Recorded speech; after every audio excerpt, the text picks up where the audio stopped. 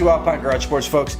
It is 2 days until TCU and Colorado kick off, and we couldn't be more excited. In fact, right now, right above me here, you know, we always have a vintage game going on.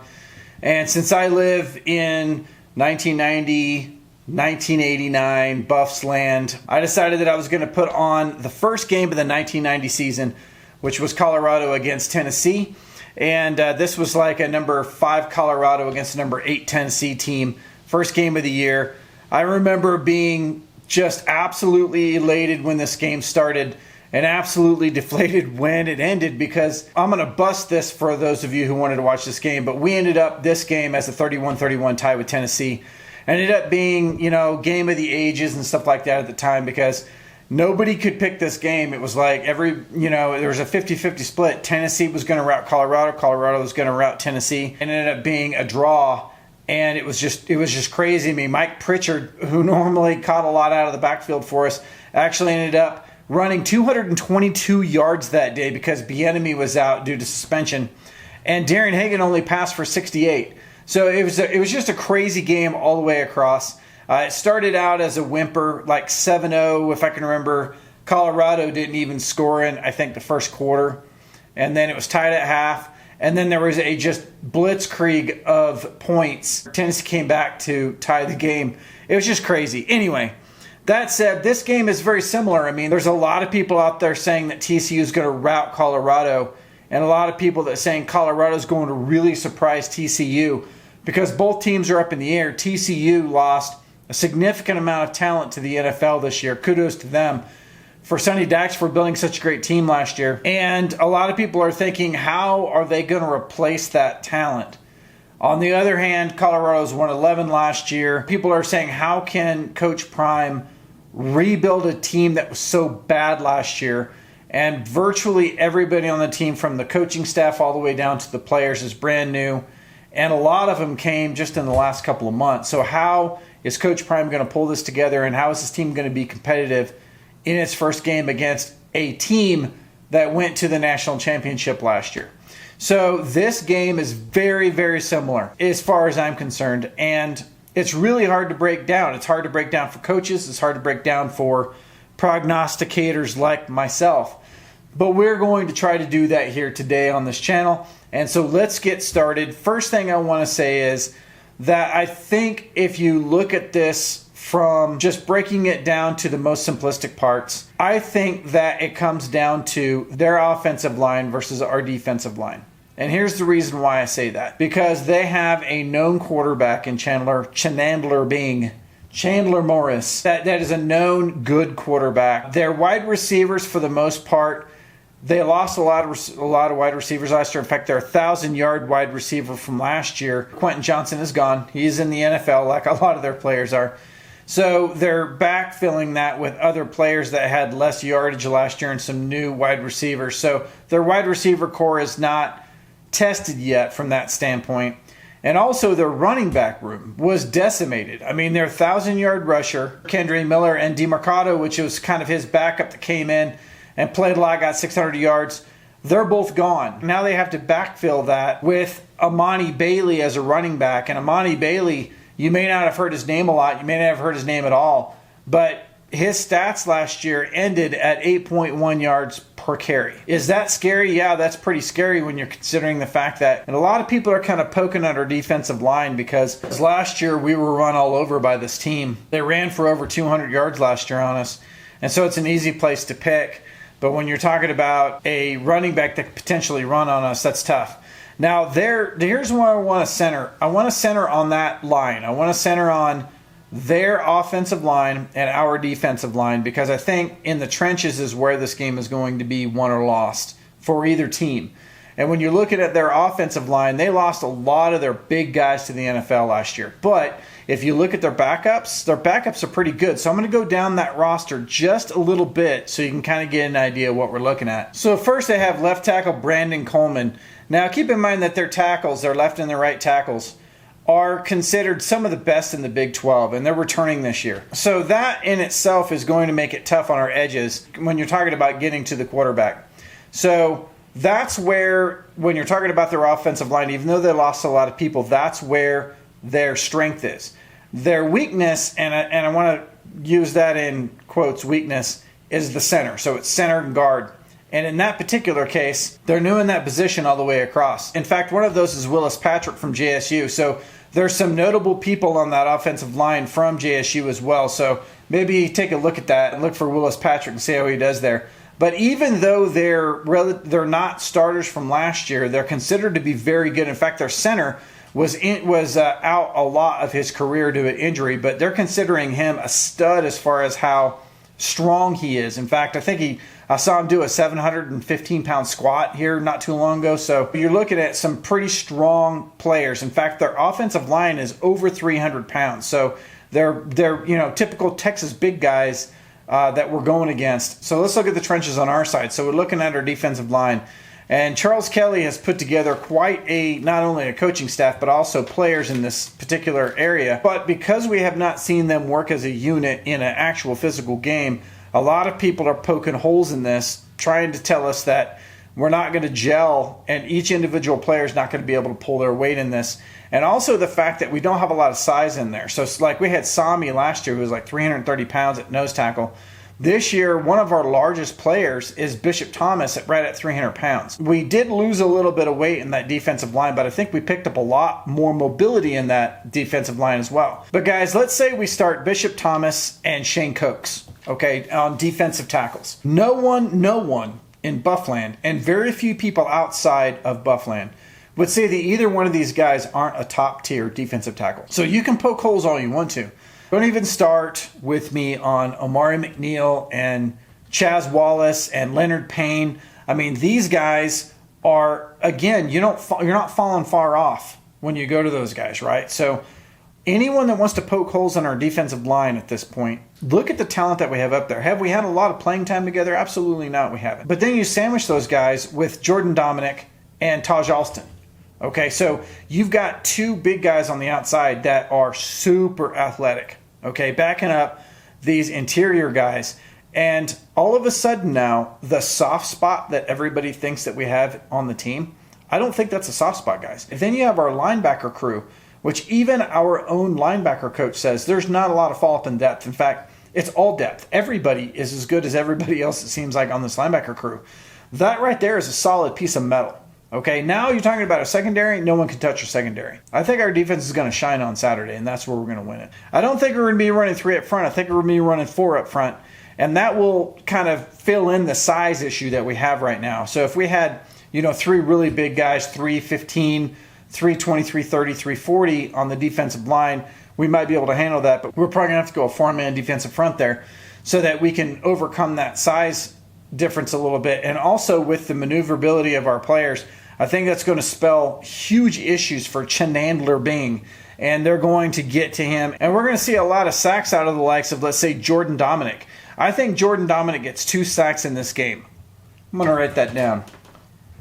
Jordan Dominic, 2 sacks.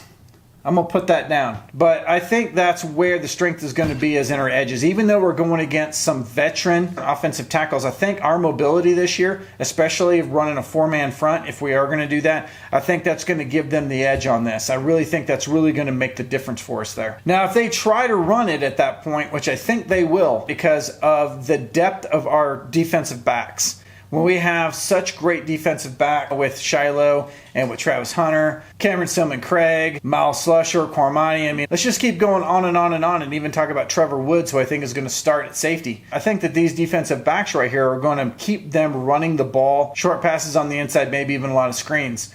And this is going to come into play when I talk about our offense too, because their defensive backs are very similar to our defensive backs.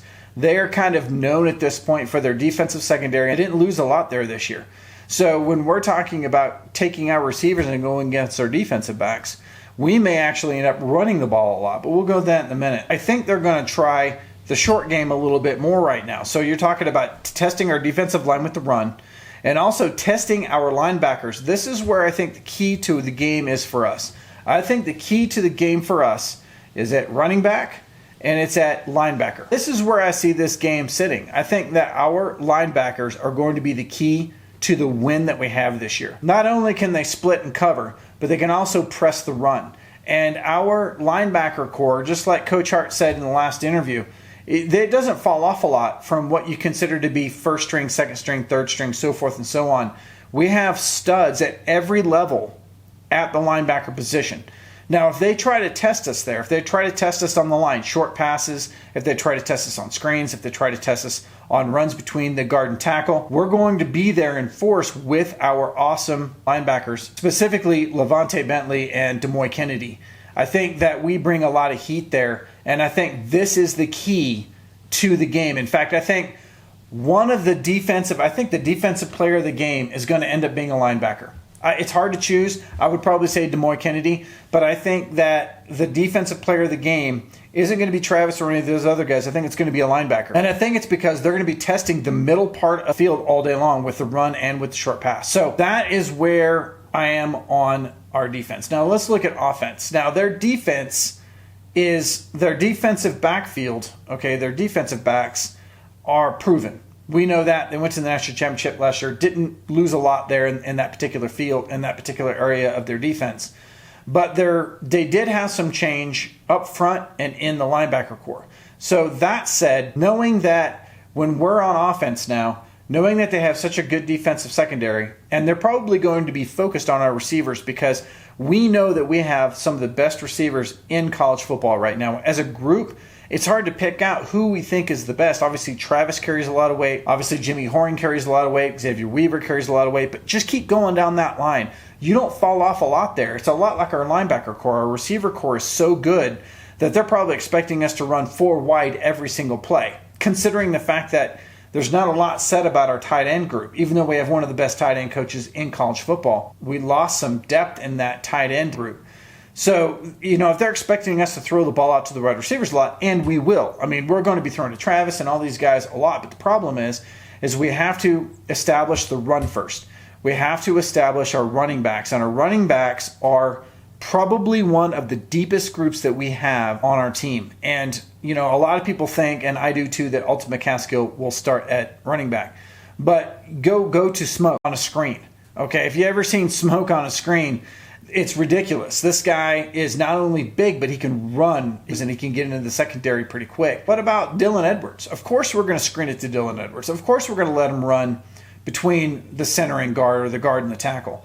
We're going to let him do those things because he has the moves to be able to do that. If we can test that run, okay, and don't get me started on Hankerson, because I think Hankerson is so hungry right now with all of the new talent that's come in. Hankerson being from last year's team, wanting to prove himself. He was good last year. He is even better this year. And if we give him the ball, he will show us the reason why we need to be saying the word Hankerson more often than we do right now. If we test this TCU defense right through the middle and on screens, it's going to open up the rest of our receivers. You're going to see like a run screen bomb, or you're going to see a run bomb screen, or you're going to see something like that. But there's going to be a lot of 15 to 20 yard bombs out there to guys like Travis and these guys that are going to open in the secondary, because the defense is going to be playing up a little bit, thinking that they're just good because we're going to be killing them in the running game. And the fact that you have Shedeur that has an arm, that's going to that could possibly press the defense back. So if you do some play action in this case, move back. All right, wait a minute. Oh, there's a screen out to Smoke. Holy crap, 12, 13 yards out of this every single time we do it. It's just, I can't imagine what TCU is going through right now, trying to figure out where in the heck we are going with our offense, because it has so much depth at every single position, maybe outside of tight end. Now, that stated, we all know that tight ends are a key in the NFL. Tight ends get a lot of press. I mean, we have a new tight end in our group that was transformed from the wide receiver group by the name of Michael Harrison. That could be a huge surprise this year. I mean, that's probably the one thing that I know the least about. I think that all of us know the least about is where we're going to be at in the tight end group. And, that could be a huge surprise for CU at this point, because I don't know that we talked about tight end hardly at all. You look at a lot of other teams and they're pinning their hopes on their offense on their tight end. I mean, it's just crazy how we haven't been talking about that. So we may get a surprise out of that group. And maybe that's what we're holding back. We're holding back that tight end position so that no one sees it coming, and then all of a sudden we unleash it on Saturday, and wow, it's like, holy mackerel. After all this talk about Travis and all of the other wide receivers, and all of a sudden Michael Harrison comes out and is the player of the game. So you never know what's going to happen with CU right now. We are such a wild card. TCU is peeing in their pants right now because they can't come up with a game plan. All right, so this is how I see it playing out. And I'm not going to give a score because I think giving scores is arbitrary, to say the least. I will kind of say how I expect the game to go. And part of that is me not getting my expectations up high. Some people think that Colorado is going to come out and just light up the scoreboard. Okay? In fact, there are a lot of people who are not CU fans that think Colorado is going to come out and punch TCU in the mouth. But then in the second half, TCU is going to gather themselves, come back, and just basically kill us like they did last year. Essentially, this is what happened last year. I think it's going to be the opposite. I think we're going to come out, and I think we're going to show some flashes on offense, and I think TCU is going to probably put some points on us. We're going to go into halftime down. Okay, so don't roast me, Buff Nation, for saying that. But that gets my expectations where they need to be. So if we go into halftime being down, it's not a big deal. Keep in mind, the reason why I say that is we haven't seen all of our players in a game yet. We've never played TCU with this group. So at this point, we can spend 9 months putting a game plan together for TCU. But until we actually get out there and play a half of football, our coaches don't know what kind of adjustments they need to make. So in this particular case, we're going to have a half to go by.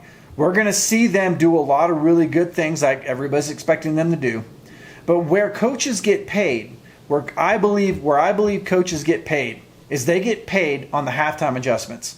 They get paid on the in-game adjustments that take a team that we may be having a hard time going up against and turn and flip the tables and start to put our pieces back together again. Make some changes at position.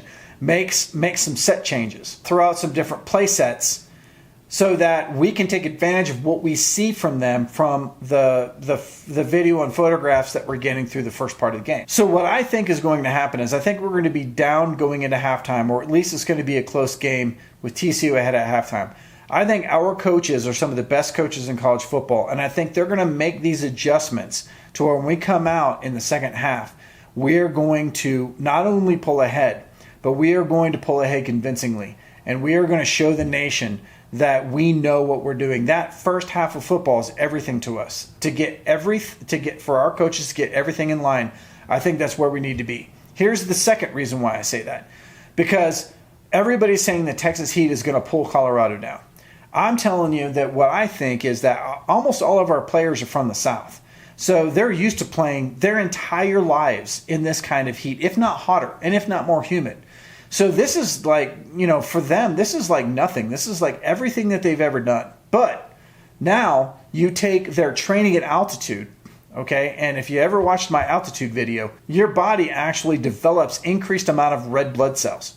These guys are going down there with extra red blood cells in their body compared to their counterparts at a lower altitude. What that does is, especially if it's done fairly quickly, is they're going to be converting a higher rate of oxygen into their bodies for a longer period of time than their opponents will. Now, does it make them, is that what's going to beat TCU? No, but here's what's going to happen is their conditioning at altitude is going to carry the third and the fourth quarter. This is where the difference is made. Changing out our players with the depth that we have and the fact that we have that extra ability to carry endurance through the game is yet another thing that's going to carry us through, along with the halftime adjustment that the coaches are going to make. I think those two things together are the perfect storm, and this is what I'm calling for in the second half. So I'm not going to throw out a arbitrary number because I don't think that that's going to do anything. But I'm not saying you should follow my lead. I'm putting all my money down on the money line on this game because it is an absurd number at plus 700 to plus 720.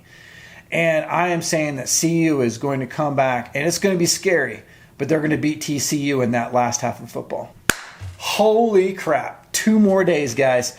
Please put your comments down there. Tell me if I'm completely wrong. Tell me if I got the strength of our positions out of line. Let's get into this. I'm not afraid of some critical feedback, but if you believe what I'm saying, let's go forward and let's see what happens with this TCU game. And then from there, we play Nebraska at home, and it only gets better from there.